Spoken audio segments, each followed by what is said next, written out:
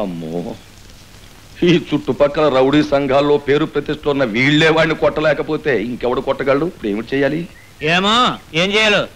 ఊళ్ళో పెద్ద గంగిరెద్దులే గొప్పవాడిని ఊరుగుతావు కదా, ఇప్పుడు ఏం చేయాలో ఆలోచించుకో. ఇదిగో మన ఇద్దరికి కలిపి ప్రమాదం వచ్చినప్పుడు ఇలా కాట్లాడుకోకూడదు. ఏదో ఆలోచన చెప్పు.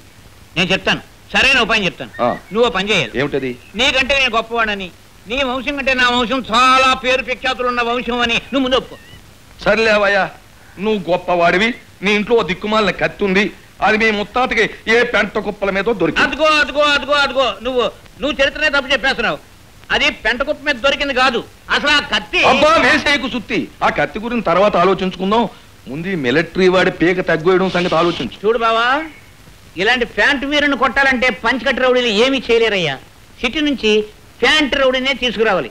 వాడైతే హా హూ హీ హా అని వాడి మీద విడిచిపడ్డం. సరే, ఈ అరుపులేంటే ఏమన్నా రోగమా? రోగం కదయ్యా, అదో రకమైన ఫైటింగ్. కరాటే అని, జూడా అని, జాడా అని, బేడా అని, కంపు అని, ఇలాంటి. కంపు ఏంటయ్యా? అబ్బా, మీ వంశానికి బొత్తిగా లోకజ్ఞానం లేదయ్యా. అదొక రకమైనటువంటి ఫైటింగ్ అది. ఇవన్నీ తెలిసినటువంటి రౌడీని, ప్యాంట్ రౌడీని సిటీలు తీసుకొచ్చామనుకోండి, కొట్టేస్తాడా? క్వశ్చన్ ఏముంది, అయితే ఆర్గ్యుమెంట్ ఏముంది? రేపే పట్నం బయలుదేరు, ఎంత సొమ్ము ఖర్చైనా బాధ లేదు. ఓ భయంకరమైన రౌడీని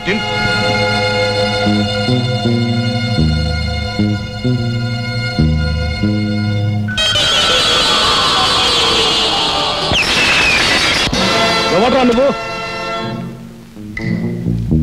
పేరు కోటిగాడు, ఊరు తెనాలి, ఉద్యోగం కిరాయిచ్చుకుని కాళ్ళు చేతులు విరగొట్టడం. వివరాలు చాలుగా, ఇప్పుడు చెప్పండి, మీలో బూతుల బసవ ఎవడు? నేనే.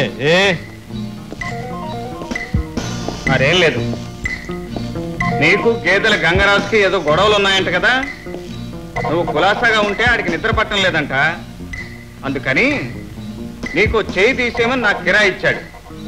బేరం ఒప్పుకుని డ్యూటీ మీద వచ్చాను. ఆ గురు, నీ మీద నాకు కోపం లేదు. ఇవాళ నీ చేయి తీసేసి రేపు ఆసుపత్రికి వచ్చి నేను పరామర్శిస్తాను కూడా. ప్రస్తుతానికి నా డ్యూటీ నేను చేయాలి కదా, కాస్త కోఆపరేషన్ గురు.